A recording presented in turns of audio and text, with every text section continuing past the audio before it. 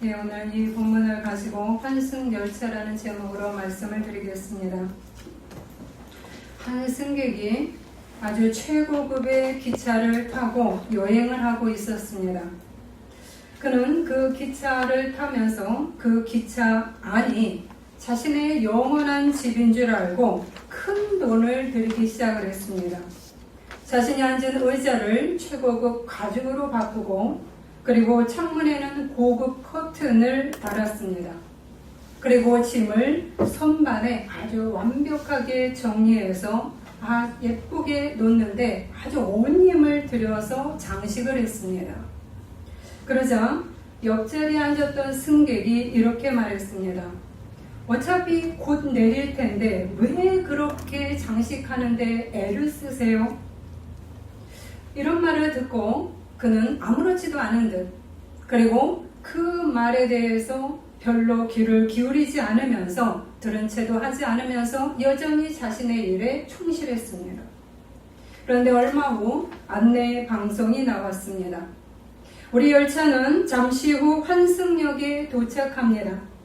승객 여러분은 모든 짐을 두고 몸만 내리셔서 천국행 열차로 갈아타시기 바랍니다.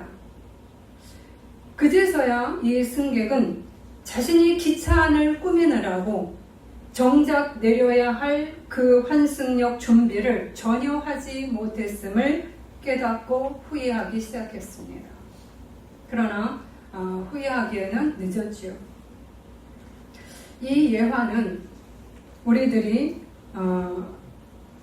인생의 죽음이 언제나 누구에게나 다가온다는 사실을 잊은 채 살아가고 있는 현대인들의 모습을 이야기한 것입니다. 우리는 이 땅에서의 삶이 영원할 것 같이 생각하고 그리고 죽음을 준비하거나 죽음을 깊이 묵상하지 않습니다. 그냥 죽음은 단지 빨리 지나가는 간이역 정도로 그리고 KTX를 타고 갈 때 그냥 빠르게 지나가는 옆에의 그 풍경 정도로 우리는 지나쳐버리고 맙니다. 그러나 성경과 기독교 전통은 죽음에 대해서 다른 태도를 보이고 있습니다. 결혼식보다도 장례식에서 더 많은 깨달음을 얻게 된다고 말합니다. 전도서 7장 1절에서 4절은 그것을 정확하게 이야기합니다. 죽는 날이 출생하는 날보다 나으며 초상집에 가는 것이 잔치집에 가는 것보다 나으니 모든 사람의 끝이 이와 같이 되매라. 산자는 이것을 그의 마음에 둘지어다.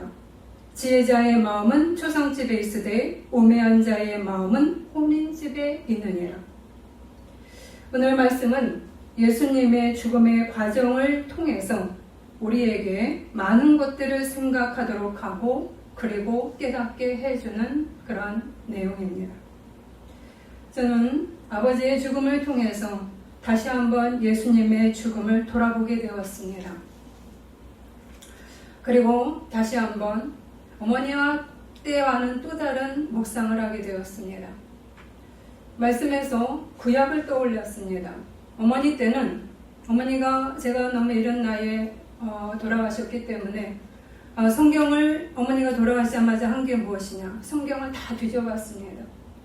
그런데 거기에서 이전에는 당연하게 받아들였던 것, 그냥 지나쳤던 것들이 가슴에 다가왔습니다. 누가 죽었더라. 아브라함이 죽었더라. 이삭이 죽었더라.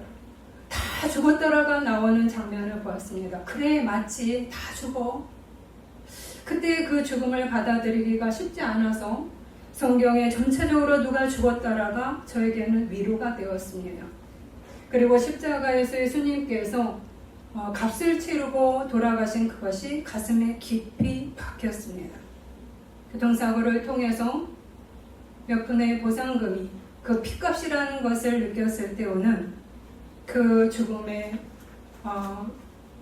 값은 예수의 핏값을 이해하는데 너무나 큰 도움이 되었습니다. 그러나 아버지의 죽음 앞에서는 또 다른 점이 보이기 시작했습니다. 구약을 보았습니다. 그런데 구약에서 사람들의 그 죽음에 대한 표현이 이렇게 나오는 것을 보게 됩니다. 그가 조상에게로 돌아갔다. 그가 병이 들어 죽었으니 그가 전쟁에서 창에 찔려 죽었다. 등등 이렇게 죽어가는 과정을 적나라하게 드러내지 않는 모습을 발견하게 되었습니다.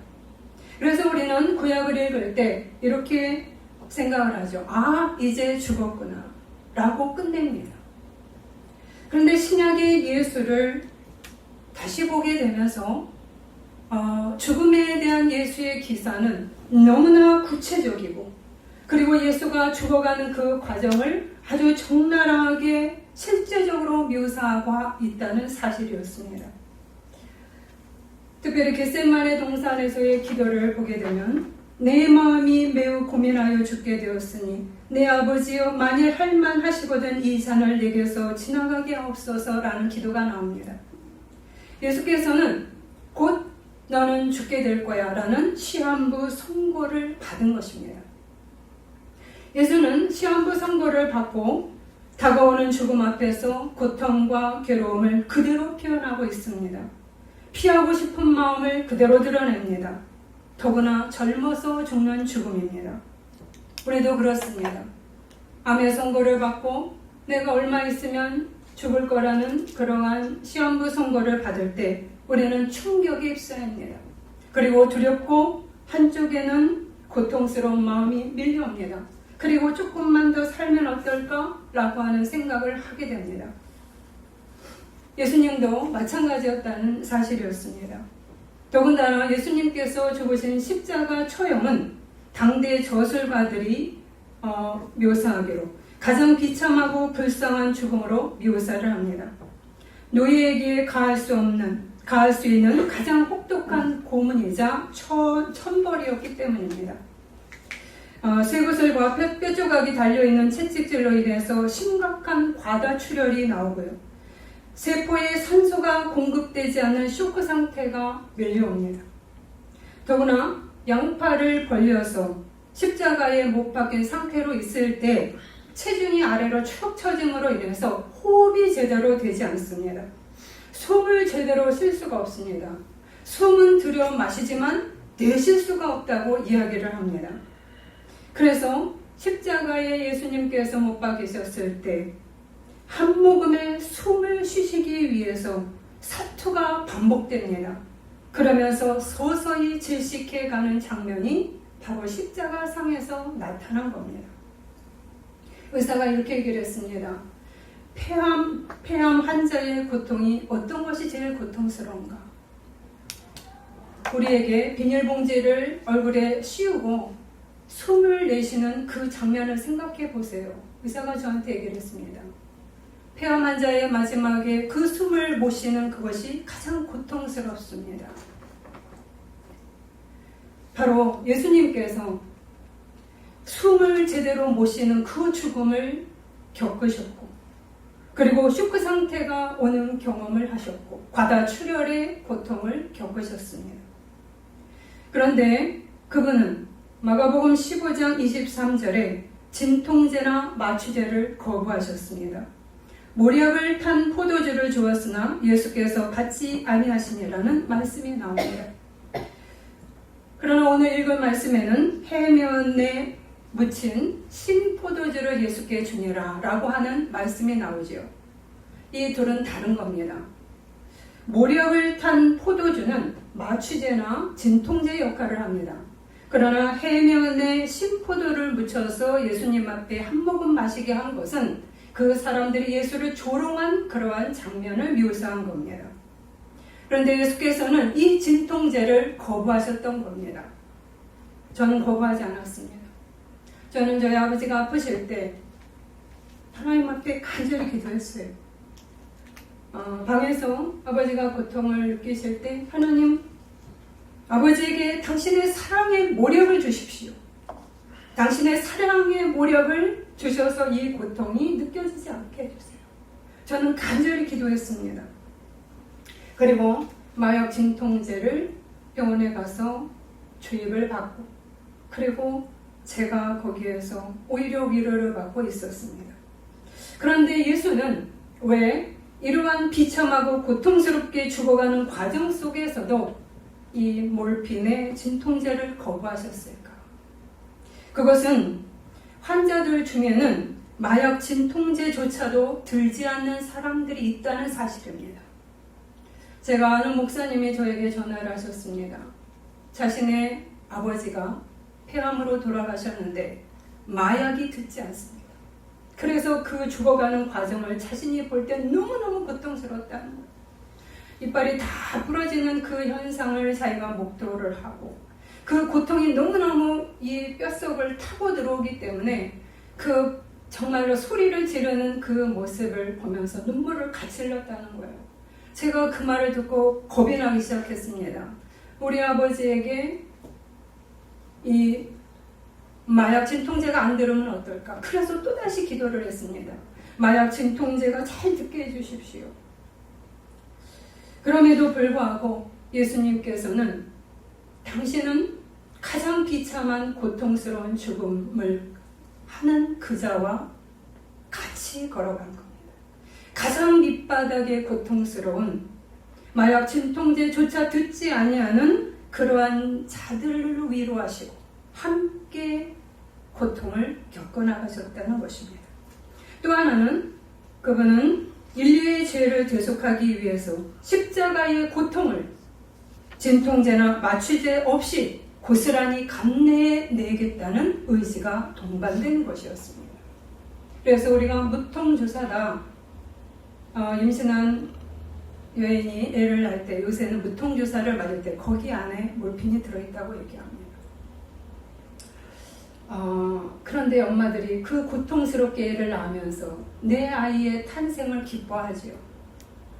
기억이 참 힘든 기억이지만 그 고통 속에서 낳은 아이가 더 귀한 것처럼 예수님께서도 우리의 죄악을 용서하고 죄악에서 우리를 구원하시기 위해서 십자가 고통을 고스란히 당신이 겪으신 것입니다. 이렇게 다양한 모습의 예수님이 그 죽음의 과정을 적나라하게 드러냅니다. 또 하나는 하나님 아버지와의 분리의 모습을 보여줍니다. 예수님은 마지막 숨을 거둔 순간에 하나님과 분리된 버림받은 자의 절규를 내뱉습니다. 제9시에 예수께서 크게 소리 지르시되 엘리 엘리 라마 사박다니 하시니 이를 번역하면 나의 하나님 어찌하여 나를 버리셨나이까. 구약을 보면 대부분의 그 주인공들이, 그 인물들이 마지막에 죽어갈 때 하나님 앞에 기도하며 하나님은 나의 목자이십니다. 하나님께서 나를 지금까지 돌봐주셨습니다. 라는 말로 평안히 숨을 거둡니다. 그런데 예수님께서는 하나님과의 단절을 겪습니다. 가장 두려운 점입니다. 이것은 철저하게 버림받은 그러한 자들의 절망을 함께 겪어간 겁니다. 제가 호스피스 병동의 그 경험자들의 이야기를 들었습니다. 근데 거기에서 이런 말이 나옵니다. 영상에서 나온 부분이 종교 있는 자들과 종교 없는 자들의 차이가 있습니다.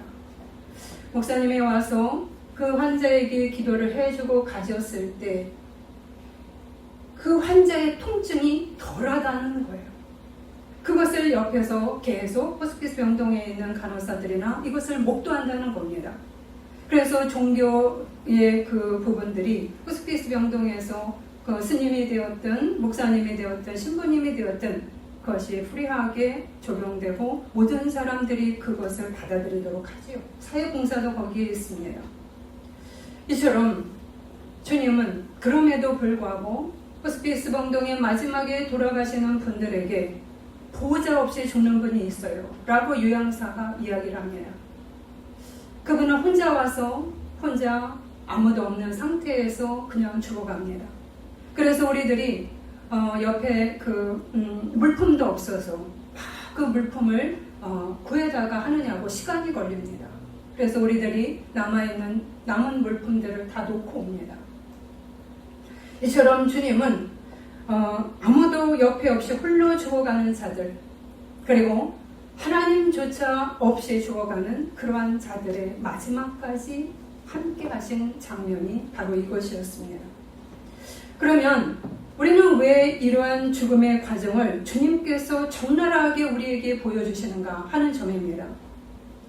예수님은 우리가 앞으로 겪게 될 나의 죽음, 그리고 우리 아버지의 죽음, 그리고 우리의 형제의 죽음, 그리고 나의 성도의 죽음, 모든 그 죽음이 실제적이고 구체적으로 그리고 아주 편안하게만 죽지 않을 것임을 보여주고 있습니다. 나의 죽음도 이렇게 고통스럽게 갈 확률이 많습니다. 그러나 우리의 죽어가는 과정과 그리고 예수의 그 죽음의 고통은 의미가 다릅니다. 예수님은 당신이 죽어가는 과정 속에서 고통을 받으신 이유는 뭐냐? 우리가 타던 그 죄와 사망의 열차를 멈추어서 그리고 저주나 형벌을 받지 않게 하기 위해서 생명의 환승 열차를 타게 하기 위해 당신의 몸을 던져서 브레이크를 밟아 주셨기 때문입니다. 그래서 우리는 오직 이 예수 그리스도의 목숨값으로 인해서 우리가 환승역에 도달해서 그리하여 생명의 환승 열차를 타게 되는 것이기 때문입니다. 우리를 멸망하지 않게 하기 위해서 하실 수 있는 분은 오직 예수 그리스도밖에 없었기 때문에 당신의 고통은 우리를 저주나 형벌을 받지 않게 하기 위해서 겪은 고통이었습니다. 아멘. 그러면 우리는 이 은혜를 가지고 왜 우리는 예수님처럼 또 고통을 받는가? 우리는 죽어가는 그 고통 속에서 우리의 마지막 몸속에 마음속에 있던 죄성과 완전히 이별하는 마지막 관문이기 때문입니다. 이제 죄의 모습에서 완전히 떠나 영화라고 얘기를 하죠. 죄의 옷을 벗는 과정이 그리 녹록지 않다는 이야기입니다. 온전한 하늘의 몸을 입기 위해서 통과하는 관문이고 그리고 몸이 늙어서 우리들이 노화를 겪는 그러한 과정입니다. 우리가 죄를 깨닫고 회개하는 과정도 여러분 쉽지 않지요. 고통을 느낍니다. 회개의 과정에서도 우리가 아픕니다. 우리가 마지막에 죽어가는 이 고통은 바로 하나님 앞에서 나의 죄의 옷을 벗는 고통과 연결되기 때문입니다. 그렇다면 우리가 이 예수의 죽음 과정을 통해서 무엇을 깨달아야 하는가? 바로 베드로를 통해서 배우게 됩니다. 베드로는 예수가 고통스럽게 죽어가는 과정을 지켜보았습니다. 그리고 이제서야 그는 자신 안의 죄악을 처절하고도 몸부림치게 보게 되었습니다. 지금껏 자신은 예수의 수제자라고 자부하며 따라다녔는데 실제로 보니까 자신의 기차 안을 정말로 자신의 자랑거리로 만드는데 애썼던 그 승객처럼 베드로는 예수라는 열차를 타고 이 땅에서 성공하고 왕노릇하는 그러한 야망의 열차의 승객이었음을 깨닫습니다. 그런데 베드로만 그랬는가? 그렇지 않죠. 제자들이 거의 다 그랬습니다. 지금 십자가에 매달려 있는 예수 앞에 있는 여러 사람들도 이런 모습을 하고 있습니다. 우리도 그렇습니다. 지나가는 자들은 자기 머리를 흔들며 예수를 모욕하여 이르되 아하 성전을 헐고 사흘에 짓는 자는 자여 내가 너를 구원하여 십자가에서 내려오라 하고 그와 같이 대제사장들도 서기관들도 함께 희롱하며 서로 말하되 그가 남은 구원하였으되 자기는 구원할 수 없도다. 십자가에 달린 자들도 예수를 욕하더라. 대부분의 많은 사람들은 야망의 열차를 타고 그리고 우리는 왕노릇하는 그러한 모습으로 인생의 열차를 타고 갑니다. 그러나 정작 예수의 인생 열차는 우리가 타고 그리고 그 안에 장식하는 모습과는 너무나 달랐습니다. 그러면 예수님께서 이 땅에서 행하신 인생 열차는 무엇인가? 두 가지를 행하셨습니다. 우리가 행해야 될 아주 중요한 일을 이 말씀 속에서 깨닫게 됩니다. 예수는 성장과 성숙을 향하여서 날마다 걸어갔습니다. 아멘. 예수는 날마다 자랐습니다. 육체가 자라듯 그의 성품이 날마다 성숙해졌습니다. 비록 33세의 나이로 죽었지만 그의 성품은 사랑이 많아졌고 온유가 그리고 겸손과 그리고 정의의 마음들이 가득한 모습으로 자라났다는 사실입니다. 또 하나 예수님은 사명을 온전히 감당했습니다. 예수는 이 땅에 사는 동안 자신에게 주어진 아들로서의 자리, 그리고 아버지가 일찍 돌아가셨기 때문에 맡게 된 가장의 역할, 그리고 하나님을 향한 경건한 삶의 사명, 그리고 십자가를 지는 주의 종의 사명을 끝까지 묵묵하게 지켜냈습니다. 예수께서 이제 다 이루었다 라고 말씀하신 것처럼 예수님은 하나님이 그에게 맡기신 이 땅에서의 사명을 완수하셨습니다. 성숙한 사랑으로서의 길, 그리고 자신에게 맡겨진 다양한 사명의 일들, 그런 것들을 자기 자랑이나 자기 의나 교만한 모습을 보이지 않고 내가 이렇게 했어, 그러니까 내가 대단하지, 내가 너희를 위해서 그렇게 했어, 이렇게 한 거야 라고 말하지 않고 주님은 묵묵하게 마지막까지 당신의 사명을 이루어 가셨습니다. 특별히 마지막 십자가에서 죽는 순간까지 오른편과 왼편의 강도를 묵묵하게 끌어안습니다. 많은 사람들이 자신에게 하는 그러한 조롱과 죄악을 그분은 안타까워하면서 주여 저들이 하는 것을 알지 못하나이다. 마지막까지 그들을 이해하고 용서하면서 그들을 품으면서 하나님 앞에 중보하며 죽어갔습니다. 바로 이것이 우리가 첫 번째 인생 열차를 타고 지금 우리는 살아가고 있는데 이것을 해야 할 일들입니다. 사랑의 사랑으로 자라가야 하고 주어진 각자의 사명을 감당해야 합니다. 아멘. 왜냐하면 그것이 하나님이 우리를 평가할 잣대이기 때문입니다. 아멘. 베드로는 예수가 고통스럽게 죽어가는 과정을 통해서 자신을 깊이 돌아보기 시작했습니다. 내가 정작 걸어가야 될 길은 예수가 걸어간 이 땅에서의 길이었음을 예수의 고통스러운 죽음 과정을 통해 깨달은 것입니다. 그 깨달음의 시간은 고통스러웠습니다.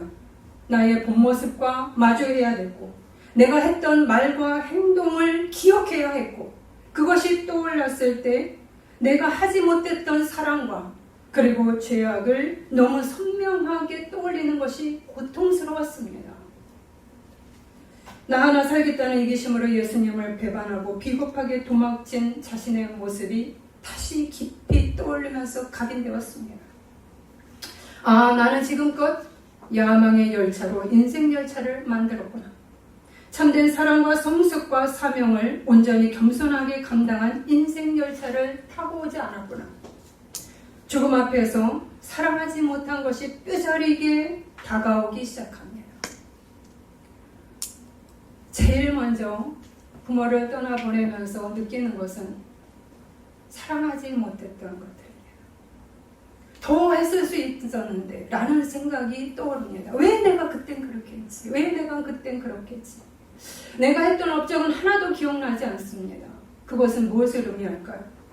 정말로 우리가 이 땅의 첫 번째 열차에서 행할 것들은 사랑과 성숙과 사명의 열차를 타고 가야 한다는 이유에서입니다. 베드로는 바로 이것을 깨닫기 시작했죠. 삶의 방향이 바뀌는 인생 열차로 그는 이제 오히려 그 고통 속에서 나가게 됩니다. 바로 이처럼 우리가 누군가의 죽어가는 과정을 경험할 때 예수의 죽어가는 모습을 묵상하시고 베드로의 경험으로 나아가셔야 됩니다. 아멘. 그래서 전도사는 이렇게 말하는 겁니다. 죽는 날이 출생하는 날보다 나으며 조상집에 가는 것이 잔치집보다 나으니 모든 사람의 끝은 이와 같이 되리라. 산자는 이것을 그의 마음에 둘지어다. 그러나 실제 우리의 현실은 이와는 너무나 다릅니다. 죽어감과 죽음과 장례에 대한 묵상은 이제 너무나 생소한 전통이 되어버렸습니다. 그것보다는 오히려 결혼식의 축제 분위기가 우리를 들뜨게 하고 행복하게 만듭니다. 우리는 슬픔을 느끼는 것을 싫어하고 두려워합니다. 스트레스 받는다고 생각을 합니다. 지치게 만든다고 생각을 합니다. 누군가 죽음 앞에서 오래 시간을 견딜 때, 괴로워할 때 빨리 잊어버려. 천국에 계셔. 맞습니다. 그러나 쉽게 되지 않습니다. 이스라엘 전통에서 한 달의 애도 기간을 적어도 줍니다. 그 애도 기간을 통해서 우리는 인생 열차의 방향을 바꿀 수 있기 때문입니다. 아멘. 죽음의 묵상이 현대는 그렇지 않지요. 장례식을 치른 후 너무나도 빨리 죽음을 잊어버립니다. 다시금 일상으로, 직장으로 들어가서 아무렇지도 않게 생활합니다. 내 가족의 죽음조차도 이제는 단지 하나의 짧은 이벤트가 되고 있습니다.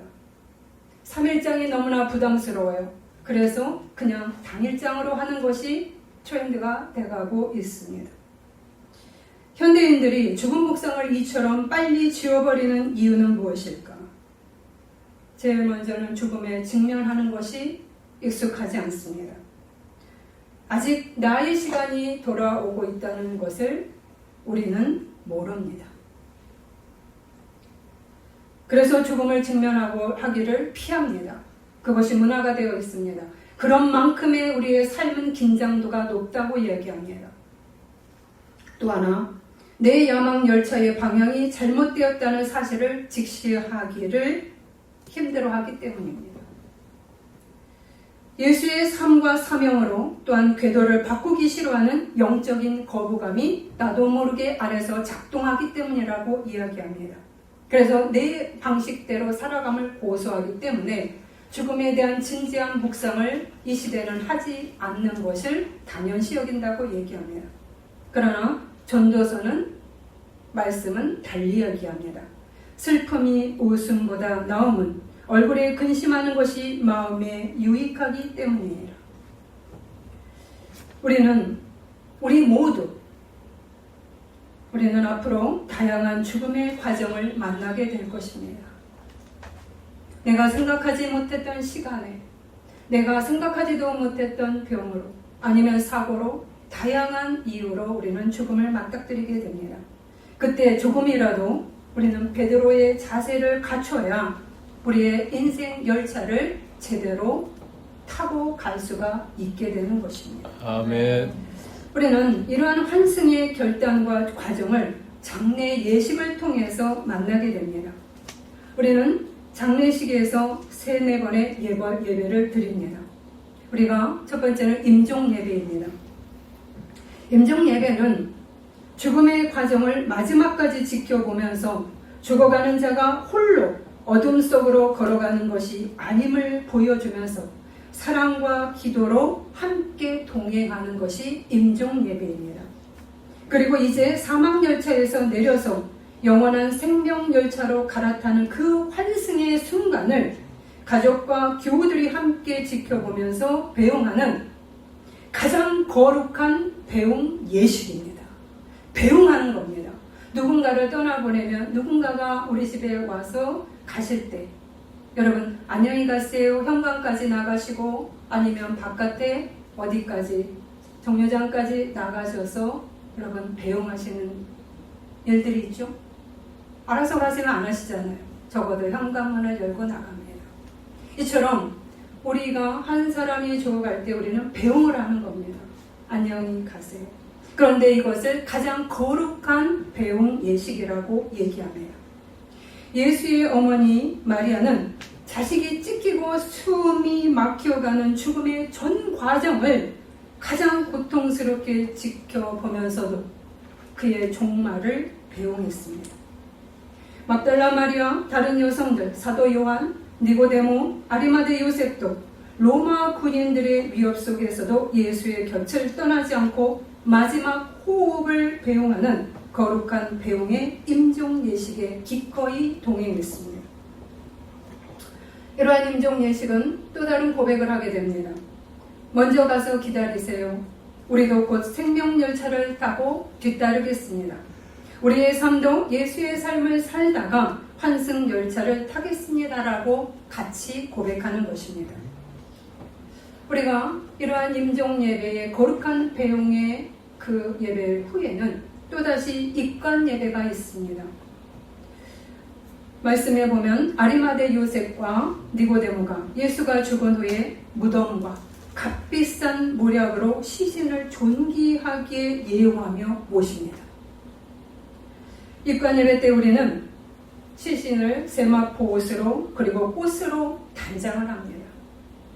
그리고 뚜껑을 닫기 전에 이 예식을 하는 이유가 이 땅에서 겪었던 모든 질병과 고통과 눈물과 죄의 흔적을 털어버리고 이제는 예수의 의의 옷을 입고 하나님 나라의 거룩한 승객으로 단장되었음을 시각적으로 보여주며 선포하는 것입니다.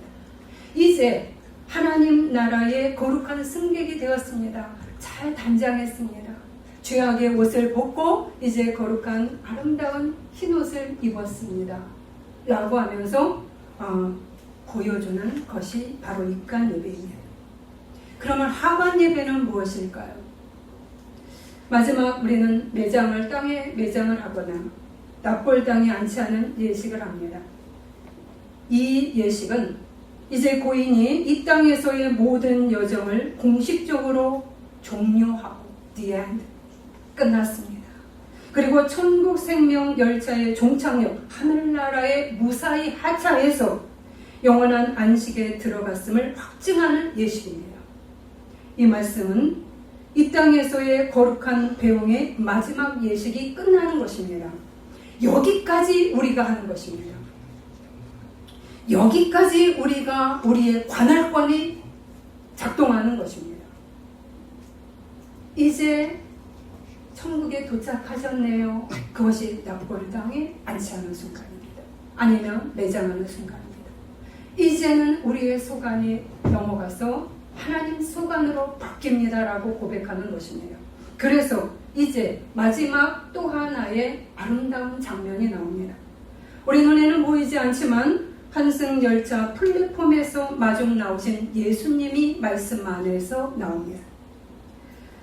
이 지상에서의 우리가 하는 마지막 거룩한 배웅이 끝나면 이제 주도권이 온전히 하나님께 넘어가는 순간이 온다는 사실입니다.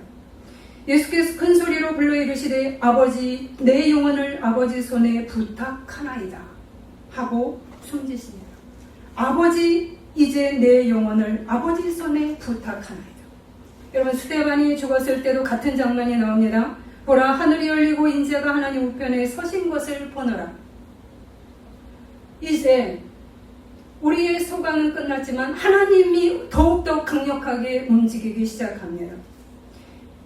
이제 당신의 자녀가 고통스러운 죽음의 과정을 마치고 들어올 때 자리에서 벌떡 일어나셔서 천국 열차의 플랫폼까지 그분이 마중내어 나오십니다. 우리는 배웅을 해드리고 그분은 마중을 나오십니다. 그래서 체인지가 이루어지는 겁니다. 한시라도 빨리 안아주기 위해서 주님의 격정적인 사랑의 마중을 행하십니다. 그리고 그동안 겪은 힘든 노고, 삶과 질병과 사명을 다한 그 자녀를 위해서 주님의 거칠고 못 박힌 손으로 고인의 눈물을 직접 닦아주십니다. 그동안 고생했다. 이제 내 나라에서는 다시는 그런 일이 없을 것이다. 계시록 21장 4절입니다. 모든 눈물을 그 눈에서 닦아주시니 다시는 사망이 없고 애통하는 것이나 곡하는 것이나 아픈 것이 다시 있지 아니하리. 예수님이 진두지휘를 하시고 당신이 한 사람 한 사람이 올 때마다 당신이 나가서 마중을 하시고 그런데 그 옆에 같이 천군 천사와 미리 간 성도들이 함께 나와서 거대한 환영식을 행합니다. 우리는 이처럼 예수님이 마중 나오신 하늘나라에 외롭게 가는 것이 아니라 아름답게 그리고 기쁘게 입국하게 되는 것입니다. 그래서 예수님의 환영식은 눈물이 변하여 찬송이 되고 고통이 변하여 영광이 되는 우주 최고의 마중 예식이자 주도권이 온전히 하나님께로 넘어가는 예식이 펼쳐지는 겁니다. 저희 아버지가 돌아가시고 났을 때 저에게 음성이 들려왔습니다. 참 과정 기도하면서 하나님께서 여러 가지를 저에게 가르쳐 주시고 보여주셨는데 그때의 그 음성은 저에게 너무나 깊이 박혔습니다. 얘야, 이제 네 아버지는 내가 주관하는 곳에 있다. 여러분 그 말이 저한테는 너무나 크게 위로가 됐습니다. 이제부터는 네가 주관하는 곳이 아니고 내가 주관하는 곳에 그가 있다. 근데 그 말이 저에게 너무 큰 위로가 되었습니다. 여기까지는 네가 이 땅에 있을 때는 너의 소관이 있었을지언정 이제부터는 나의 소관이 있는 나의 나라에서 여기서는 나의 통치가 있고 나의 다스림이 있고 내가 그에게 주도권이 있고 그를 돌볼 책임이 있다고 얘기를 하셨습니다. 얼마나 안심이 되었습니까? 목사니까 당연히 알죠. 그러나 제가 그 소리를 들었을 때 그래, 나보다 더 사랑이 많은 하나님께서 나보다 온전하게 정말로 당신 자녀를 하나하나 세심하게 살피시는 그 사랑의 하나님이 내 아버지를 통치하고 계시다. 그러니 너는 걱정하지 말라. 그 말이었습니다. 그런데도 지금껏 아버지를 위한 기도를 시킵니다. 그건 왜 그럴까? 제 안에 죽음 후에 확신을 더 주시기 위한 기도를 시킵니다. 너무 감사하죠. 목사지만 죽음 후에 어떤 일이 있는지를 하나하나 말씀 속에서 있는 것들을 저한테 다시 깨닫게 해주시는, 이것이 당신의 주관으로 넘어가는 순간에 여러분, 내가 아무리 부모에게 잘해도 한계가 있더라. 제가 노력은 했지만 빈틈을 발견하고 내가 왜 그랬지? 그걸 못했네. 이러한 구멍난 부분들을 많이 발견하고 그러한 사랑의 한계를 발견했을 때 왜 우리 아버지는 자식에게 말 못하고 딴 사람한테 보면 울면서 얘기했을까? 자식은 좀 어려운 부분이 있는 거예요. 그러나 하나님 앞에서는 그 모든 눈물을 다 씻어주시는 그분 안에 안길 때는 다른 통치가 온다는 사실이었죠. 아멘. 이처럼 주님께서 이 아버지를 떠난 후에는 제가 거의 한 달간 3주 죽음을 더 다시 묵상하게 되었습니다. 물론 아버지가 선거를 받은 후부터 거기에 집중해서 나갔기 때문에 시간이 오래됐지만 여러 가지 그 말씀들이 더욱더 리얼하게 저한테 다가온 거죠. 오늘 말씀 속에서 우리는 죽어가는 과정을 적나라하게 겪으시고 보여주신 예수님의 의미를 깊이 생각하셔야 합니다. 아멘. 그거는 우리를 고통 속에 너가 이렇게 죽을 거야 라는 협박이 아니라 당신이 너의 고통 속에 같이 아파하고 있다는 것. 그리고 십자가 환승역에서 우리의 생명 열차를 타게 하기 위해서 당신이 브레이크를 힘껏 잡고 있다는 사실을 보여주는 사실입니다. 그리고 우리의 죽음도 그렇게 편안하게 가지 않을 것임을 현실로 직시하게 하신 일입니다. 그러나 우리는 현대인들이 행하듯 죽음 묵상을 가볍게 스치듯 하지 않으셔야 함을 말씀드리고 싶습니다. 아멘. 우리는 베드로를 통해서 이 시간을 깊이 묵상할 때 나의 인생 방향을 조금이라도 뒤틀어서 바르게 걸어갈 수 있는 그 자리로 움직여 놓습니다. 여러분이 누구의 장례식에 가시든 아니면 나의 어머나 형제의 아픔을 겪든 우리는 나의 성장으로 이끌어 가시게 하나님을 하시기 위함입니다. 아멘. 기독교 장례에서 보여준 큰 의미를 깊이 생각하시기 바랍니다. 아멘. 함께 기꺼이 동참한 예수의 사람들처럼 우리의 첫 인생 이 땅에서의 열차를, 환승 열차를 탈 때까지 우리는 이제 이 땅에서 예수의 사랑과 사명의 삶으로 달리시는 그러한 나날을 기록하시기를 바랍니다. 아멘. 하루라도 주님 앞에 그것들이 주님 안에서 우리의 상급이 되어질 것입니다. 아멘. 제가 생각하지 못했던 아버지의 선이 하나님께서 기도 속에서 하나하나 가르쳐 주실 때 너무너무 놀랐습니다. 나는 당연히 여겼던 것을 하나님은 귀한 당신에 대한 헌신으로 다 받으셨습니다. 잘 살아야 되겠다. 이 생각을 참 많이 했습니다. 오늘 말씀 속에서 저는 여러분에게 우호를 드리고자 함이 아닙니다. 우리의 인생 열차 정말 멋있게 타고 가시기를 바라는 마음으로 이 말씀을 드립니다. 기도하시겠습니다.